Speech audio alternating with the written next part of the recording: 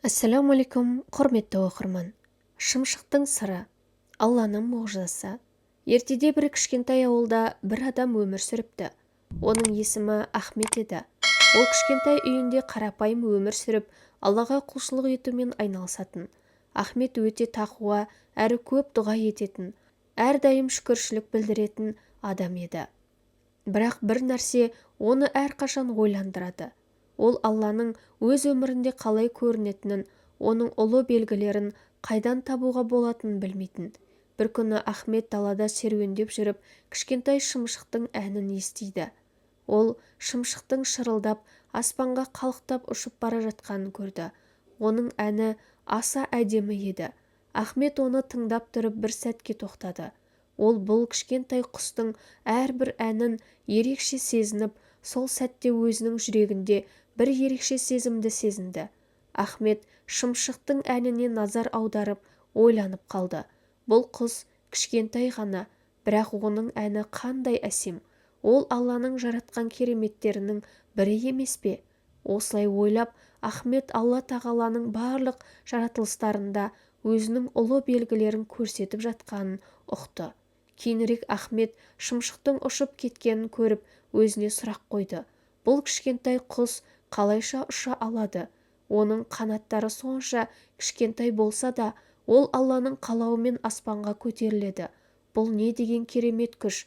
Ахмет Алланың барлығын жаратушы ұлы күш екенін тағы бір рет сезінді.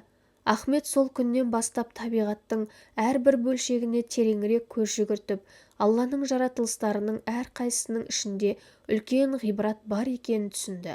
Шымшықтың әні мен ұшуы оған Алланың ұлы құдіретін тануға көмектесті.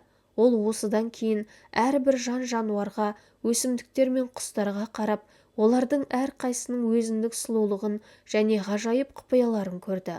Ахмет осы уақиғадан кейін көп дұға оқып, Алладан шынайы түсінік сұрады. Ол өзінің жүрегінде бір жарық сезімін сезініп, өмірінде Алланың белгілерін тереңірек түсінуге тырысты. Әрбір жаратылыс, оның ішінде ең кішкентай шымшықта Алланың ұлы мұғжизасы болып табылады. Адамдар табиғаттың сұлулығына тереңірек қарап, Алланың барлығын және оның құдіретін тануы керек. Әрбір нәрсенің артында үлкен ғибрат, Алланың белгісі бар. Ештеңесі жоқ шымшық өмірде Аллаға деген тәуекелдің маңыздылығын көрсететін ғибратты уақиға. Бір күні бір шымшық өте әлсіз, аш және жалаңаш халде өмір сүріп жатады.